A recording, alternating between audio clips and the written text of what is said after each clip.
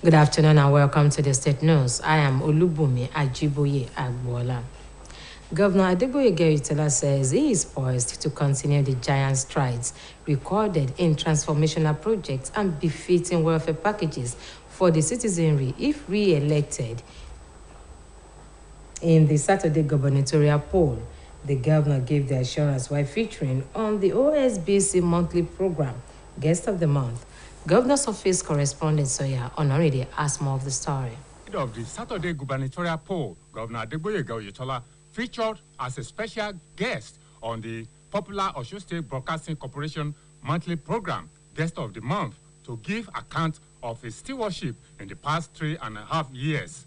The program, anchored by the directors, News and Current Affairs, Radio and Televisions, Mrs. Abimbola Babatunde and Mr. Akinola Owolabi, respectively, as well as Mujibola Kayode-Oke, provided a platform for a robust media interactive that meticulously laid bare into public domain unprecedented achievements of Governor Oyetola in every sector.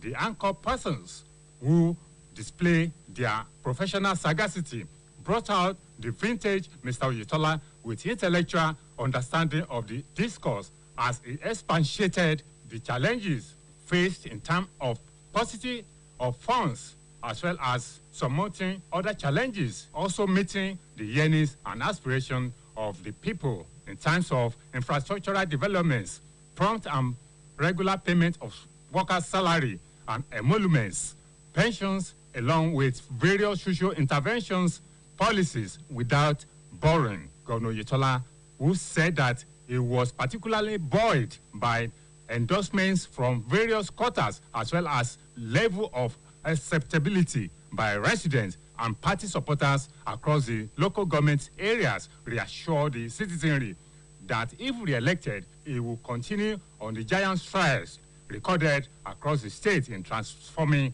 the profile of the state. To follow all the things that I said I would do from the state government, that I will run an all-inclusive participative government, and I've done so. I've carried the people along with me, and that the welfare and security of the people, the major purpose of government, I've been supporting the vulnerable. Every month with food support, the college daily food. To the of I've been taking for about 30,000 vulnerable every month. I started that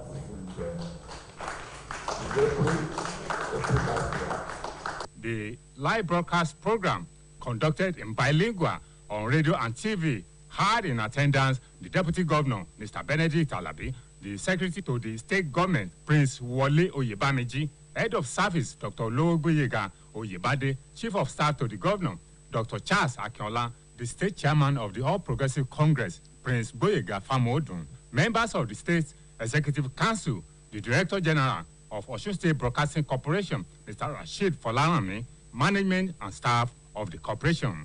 From the Governor's Office, Soya Honoride reporting.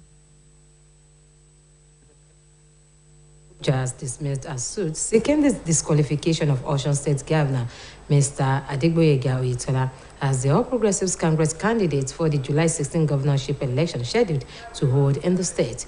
In a judgment delivered today, Justice Nyageko stated that the plaintiff, Alhaji Moshood Adeoti, failed to support the process with relevant laws and as such showed no cause of action in the suit, which makes it a gross abuse of court process. He added that the suit instituted falls outside the scope of Section 87, subsection 9 of the Electoral Act and Section 22 of the 1999 Constitution as amended. It will be recalled that a chieftain of the APC, Alhaji Adeoti, was one of the aspirants in the February 19 APC governorship primary for the state, but he lost the ticket to Governor Oyetola. He then filed the case seeking the governor's disqualification through his legal team led by Senior Advocate of Nigeria, Chisono Okpoko. In the originating summons, He prayed the court to nullify Oyetola's candidacy on the grounds that the governor contested in the poll as a member of the party's caretaker extraordinary and convention planning committee. According to him, the second defendant ought to have resigned his membership of the APC-CE-CPC and leave office as an officer of the APC at least 30 days prior to the date of the Osun State primary election to qualify for participation in the said party primary election.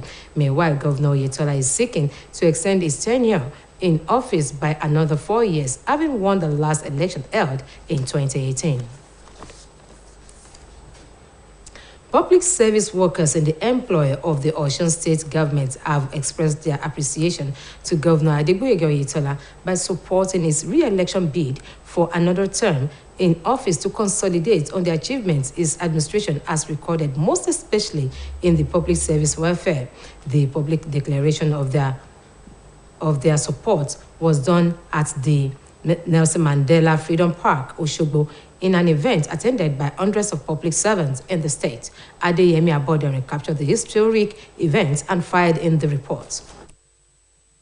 The arrival of Mr. Governor Adegboyega Oyetola to the Nelson Mandela Freedom Park, venue of the endorsement of the governor for another term in office, was colorful and historic as public service workers in their hundreds with banners of different inscriptions bearing their support for the continuity and expression of their appreciation to the governor for embarking on programs and policies highlighting their importance to Mr. Governor and make them to come together to publicly announce that the state chief executive should continue in office beyond this year.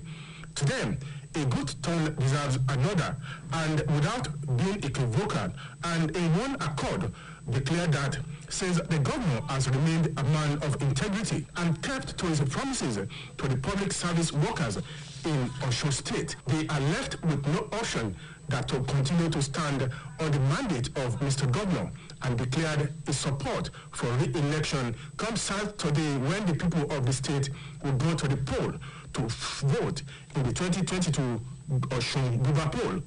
In his welcome address at the venue, which was filled to the brim, Head of Service Dr. Olugboyega Oyebade, on behalf of the entire public service workforce, said that since Mr. Governor has remained faithful to workers and kept to his promises, which includes stoppage of payment of half salaries, implementation of areas of promotions, payment of gratuity and pensions, and most importantly, enjoyment of security of service, now is the best time to reciprocate the gesture by voting massively for the governor come Saturday. We want to thank you for what you stand for.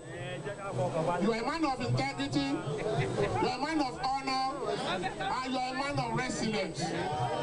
Chairman, Public Service Joint Negotiating Council, Comrade Bayo Adejumo, who spoke on behalf of other labor leaders in the state, appreciated the amiable governor of the state for according priority to welfare of workers and for the way he has been meticulous with the administration of governors, despite delaying resources accruing to the state purse. To the governor from the great workers of Osun State, they will massively demonstrate their support for the administration with their vote on Saturday. And look at it on the needs for us to actually appreciate our employees. Kano State Governor Dr. Abdullahi Ganduje, who joined the memorable event, declared that civil servants are the backbone of government anywhere, while the achievements recorded by the present administration in Osun State were as a result of their support. He appreciated their continued support so far, which he said will result in total victory for Mr. Governor on Saturday. He used the event to appeal to the people of the state to also support the presidential candidate of the All Progressive Congress, Asiwaju Bola Tinubu, in next year's general election. We like him to be the president of Nigeria. In his speech, Governor Adegboyega Oyetola thumbed up public service workers in the state for being the pillars of support of his administration, assuring that his second term in office will be better than the first term. He disclosed that the regular payment of full salary and assured continued development of the state when elected for another term in office. Let me reassure you that as long as I remain the governor of this state, your salary pensions will be going fully. I've had some insinuations. They are mere insinuations. It will never happen. You'll be handing your salary in full. Second time will be better than the first time. The governor was joined at the program by top government officials, including Chairman APC in the state, Prince Boyega Famodu, as well as Chairman NSC Jacob Adekomi and his TUC counterpart Adekola Adebowale and other Labour leaders. Adeyemi Abodeni, OSBC News. In the same development, the National Chairman of Inter-Party Advisory Council, Mr. Yusuf Sani, has employed governorship candidates in Saturday's election in Osun State not to deploy thugs to polling units with a view to ensuring free and fair exercise. Mr. Sani, while speaking at stakeholders in Osogbo, Osun State warned against desperation among politicians to compromise the electoral process. And that ends the state news on OSBC TV. Join us at 5 for the major reports. Good afternoon.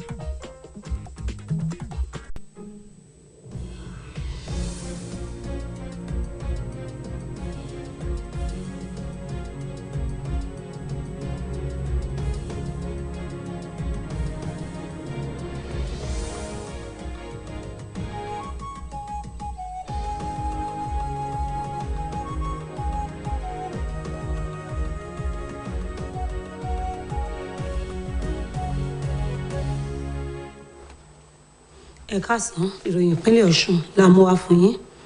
Gómìnà Adégbóyèga Oyètọ́lá ti sọ di mímọ̀ pé ìjọba òun kò ní tẹ̀tì láti tẹ̀síwájú nínú iṣẹ́ ìdàgbàsókè ìlú tó ń ṣe àtọ̀rọ̀ ìdẹ̀rùn aráàlú táwọn èèyàn bá fìbò gbé òun wọlé fún sáà kejì lásìkò ìdìbò gómìnà tí yóò wáyé lọ́tùnla. Gómìnà Oyètọ́lá sọ̀rọ̀ ìdánilójú yìí lásìkò tó ń kópa lórí àkànṣe ètò olóṣooṣù ti iléeṣẹ́ OSBC Guest of the Month tó wáyé ní gbàgede ilé àwíyé Òkè Ìbálẹ̀ Òṣogbo Sànyà ọ̀nàrìndínlẹ́kùnrẹ́rẹ́ ìròyìn àbòrè látẹnu Abọ́sẹ̀dé Alóńgẹ́. Lópin ọ̀sẹ̀ yìí, gómìnà Adégbóyèga Oyètọ́lá lálejò lórí àkànṣe ètò iléeṣẹ́ OSBC tá a pè ní Guest of the Month níbi tó ti jábọ̀ iṣẹ́ ìríjú rẹ̀ látọdún 3 àbọ̀ sẹ́yìn tó ti gorí àga àkóso. Olùdarí ẹ̀ka ìròyìn àtọ̀rọ̀ tó ń lọ níléeṣẹ́ OSBC lẹ́ka rédíò arábìnrin Abímbọ́lá Babátúndé àtòjúgbà rẹ̀ lẹ́ka tẹlifíṣọ̀n ọ̀gbẹ́ni Akínọlá Owólabí tó fi mọ́ Mojíbọ́lá Káyọ̀dé Ọ̀kẹ́ ló tukọ̀ ètò náà. Gómìnà lo àǹfààní ètò yìí láti ṣí àwọn àṣeyọrí ìṣàkóso rẹ̀ lẹ́ka gbogbo láwàwẹ́.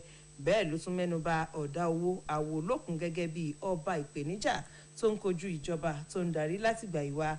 Àmọ́ ó ní síbẹ̀ òun ṣe gudugudu méje yàyà mẹ́fà nípa àgbékalẹ̀ àwọn iṣẹ́ ìdàgbàsókè sí gbogbo kọ̀rọ̀kọ́ndù ìpínlẹ̀ Ọ̀ṣun, ìpèsè ètò ìdẹ̀rùn fáwọn aráàlú, sísan owó oṣù òṣìṣẹ́ àti tàwọn òṣìṣẹ́ fẹ̀yìntì déédéé, pípín oúnjẹ tútù lọ́fẹ̀ẹ́ fáwọn tó kù díẹ̀ káàtó fún láwùjọ àtàwọn ètò amáyédẹrùn míì láì yá owó kankan.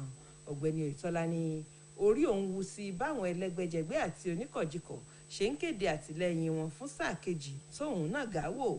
Bẹ́ẹ̀ ló fi dá gbogbo èèyàn ìpínlẹ̀ Ọ̀ṣun lójú pé tí wọ́n bá fìbò gbé òun wọlé fún sáà kejì, òun yóò mọ̀lé àwọn àṣeyọrí tóun ti ṣe ní sáà kẹ́ni yìí.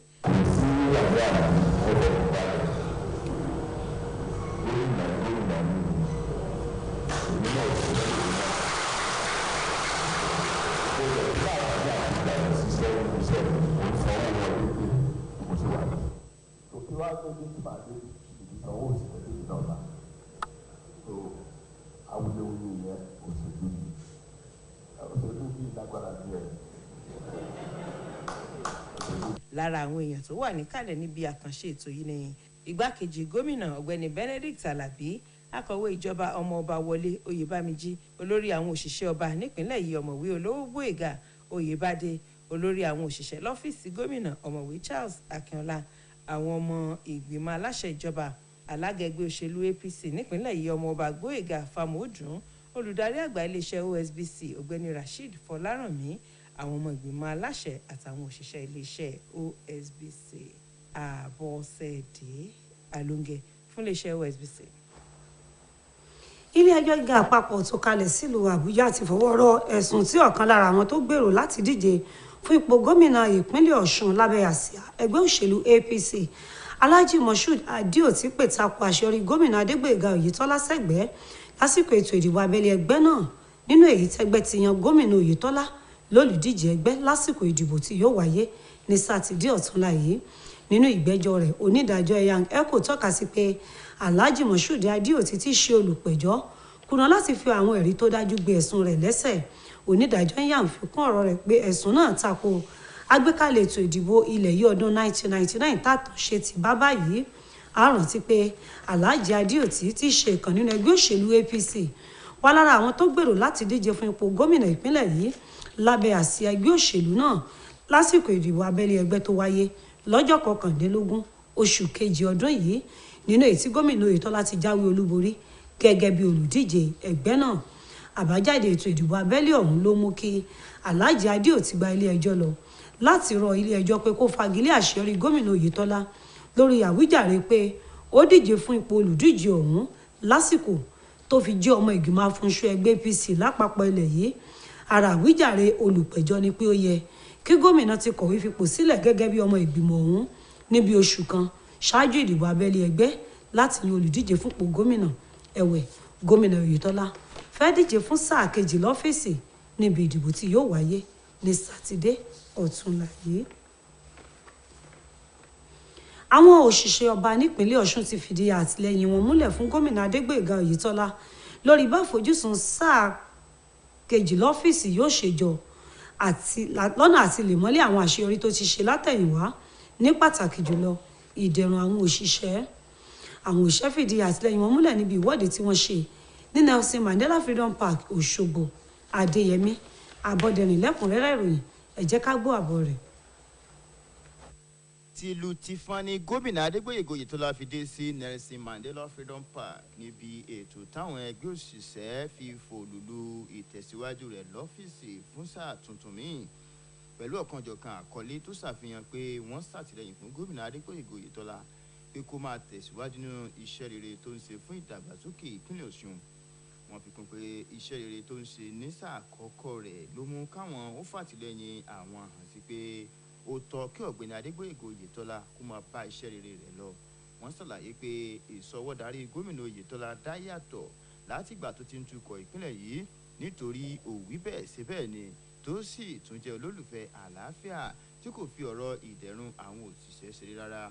Nínú ọ̀rọ̀ ìkíni káàbọ̀ rẹ̀ níbi ètò náà, olórí àwọn òṣìṣẹ́ ọba nípínlẹ̀ yìí ọ̀mọ̀wé Ológbóyèga Oyèbádé lórúkọ àwọn òṣìṣẹ́ ọba ló ti ṣàlàyé pé látìgbà tí gómìnà Oyètọ́lá ti ń tukọ̀ ìpínlẹ̀ yìí ló ti jẹ́ olóòótọ́ sí àwọn òṣìṣẹ́ tó sì mú àdéhùn rẹ̀ ṣẹ, èyí tó mú kó fòpin sí sísan ìdajì owó oṣù fáwọn òṣìṣẹ́, fífọwọ́ sí ìgbéga àtẹ̀yìnwá àwọn òṣìṣẹ́ ọba, sísan àjẹmọ́nú àwọn òṣìṣẹ́ fẹ̀yìntì. Ó fi kún pé àkókò ti tó báyìí láti san oore bàǹtàbàǹtà tí gómìnà Adégbóyèga Oyètọ́lá ń ṣe fún àwọn òṣìṣẹ́, pẹ̀lú kí gbogbo òṣìṣẹ́ ìpínlẹ̀ Ọ̀ṣun kó dìbò wọn lọ́pọ̀ yanturu fún gómìnà Oyètọ́lá lọ́jọ́ àbámẹ́ta ọ̀sẹ̀ yìí. Nínú ọ̀rọ̀ alága TUC ní ìpínlẹ̀ Ọ̀ṣun, Comrade Báyọ̀ Adéjùmọ̀, ẹni tó náà sọ̀rọ̀ lórúkọ àwọn adarí òṣìṣẹ́ ní ìpínlẹ̀ yìí, fìmórí rẹ̀ hàn sí gómìnà ìpínlẹ̀ Ọ̀ṣun ọ̀gbẹ́ni Adégbóyèga Oyètọ́lá fún bó ṣe mọ́rọ̀ ìdẹ̀rùn àwọn òṣìṣẹ́ lọ́kùnkúndùn, èyí tó mú kí gómìnà Oyètọ́lá kó máa san ẹ̀kúnwọ́ owó oṣù àwọn òṣìṣẹ́ lóòrèkóòrè láì fi bówó tó ń wọlé sásùnwọ̀n ìpínlẹ̀ yìí bí kò ṣe tó nǹkan ṣe. Ó ó wáá fi dá gómìnà oyetola lójú pé gbogbo àwọn òṣìṣẹ́ ìpínlẹ̀ yìí ni wọn yóò dìbò wọn fún gómìnà oyetola lọ́jọ́ àbámẹ́ta ọ̀sẹ̀ yìí gẹ́gẹ́ bí ọ̀nà láti ṣàtìlẹ́yìn fún ìjọba rẹ̀. Nínú ọ̀rọ̀ gómìnà ìpínlẹ̀ kano ọ̀mọ̀wé abdullahi ganduje ẹni tó darapọ̀ mọ́ gómìnà níbi ètò náà táwọn òṣìṣẹ́ ọba gbé kalẹ̀ láti ṣàtìlẹ́yìn fún gómìnà oyetola, ó fi ìmọ̀rí rẹ̀ hàn sí àtìlẹ́yìn tí ẹgbẹ́ òṣìṣẹ́ ń ṣe fún gómìnà látẹ̀yìnwá. Bẹ́ẹ̀ ló rọ̀ wọ́n pé kí wọ́n má tẹ̀sí nínú ojúṣe wọn láti dìbò wọn fún gómìnà oyetola lọ́jọ́ àbámẹ́ta ọ̀sẹ̀ yìí káwọn iṣẹ́ rẹ̀ náà kó lè máa tẹ̀síwájú. Bákan náà ló lo àkókò ètò ọ̀hún láti rọ àwọn èèyàn ìpínlẹ̀ ọ̀ṣun pé kí wọ́n ṣàtìlẹ́yìn fún òdíje fúnpò ààrẹ nínú ẹgbẹ́ òṣèlú apc aṣíwájú bọ́lá tinubu nínú ìdìbò ààrẹ tí yóò wáyé lọ́dún tó ń bọ̀. Nínú ọ̀rọ̀ gómìnà oyetola ló ti fìmórí rẹ̀ hàn sí ẹgbẹ́ òṣìṣẹ́ nípínlẹ̀ yìí fún bí wọ́n ṣe jẹ́ alátìlẹ́yìn fún rere fún ìjọba òun. Ó fi dá wọn lójú pé wọn ó túbọ̀ jẹ ìgbádùn ìjọba òun ní sáà kejì ju tàkọ́kọ́ lọ. Ó ṣàlàyé pé ohunkóhun kò ní mẹ́gbọ̀ ẹ̀yìn bá ẹ̀kúnwó owó oṣù àwọn òṣìṣẹ́. Bákan náà ló tún fi dá wọn lójú pé àwọn iṣẹ́ ìdàgbàsókè kò ní dúró ní ìpínlẹ̀ yìí táwọn èèyàn bá tún fi gbogbo òun wọlé padà.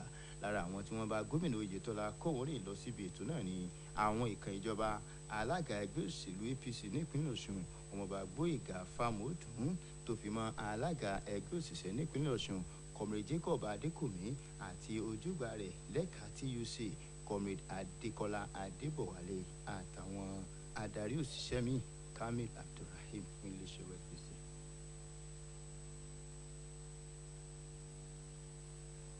alága àjọ tó ń bójútó àjọṣepọ̀ láàrin àwọn ẹgbẹ́ òṣèlú lórílẹ̀‐èdè yìí ọ̀gbẹ́ni yusuf sanni ti rọ àwọn olùdíje fúnpọ̀ gómìnà ìpínlẹ̀ ọ̀ṣun pé kí wọ́n má ṣe fàwọn ọmọ gànfẹ́ ṣọwọ́ sí ibùdó ìdìbò kí ètò náà lè lọ nírọ̀wọ́rọsẹ̀. ọ̀gbẹ́ni sanni pàrọwà yìí níbi ìpàdé àwọn tọ́rọ̀ kan tó wáyé nílùú òṣogbo.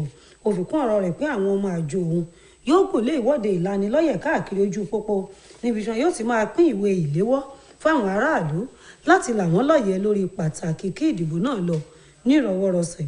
ọ̀gbẹ́ni sanni tẹnumọ́ pé àwọn aṣáájú ẹgbẹ́ òṣèlú àtàwọn olùdíje gbọ́dọ̀ yẹra fún ìṣesí kàkà kekù má jẹ̀ṣẹ̀ṣẹ̀ tó lè mú wọn ṣàmúlò àwọn ọmọ gànfẹ́ tàbí fowó wá ojú rẹ̀ àwọn òṣìṣẹ́ àjọ aláàbò àti tàjọ elétò ìdìbò èyí tó ló lè pàkúta sí ìlànà ètò ìdìbò ilẹ̀ yìí. èyí ló pin ìròyìn ìpínlẹ̀ ọ̀ṣun wa fún ti àkókò yìí aago 5 àbọ̀ ní kẹ́ ẹ pàdé wa nígbà tá a máa mú àkójọpọ̀ ìròyìn wá fún yín ẹ kú kalẹ̀.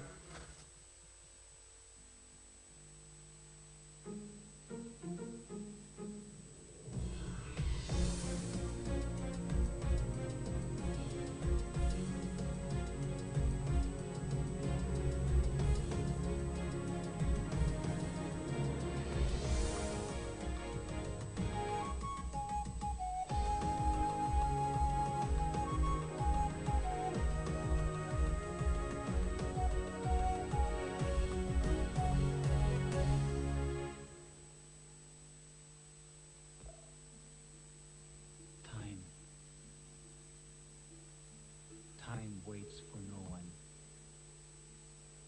Time stops for no one. Your excuses will not slow down time. Your indecisions will not delay time.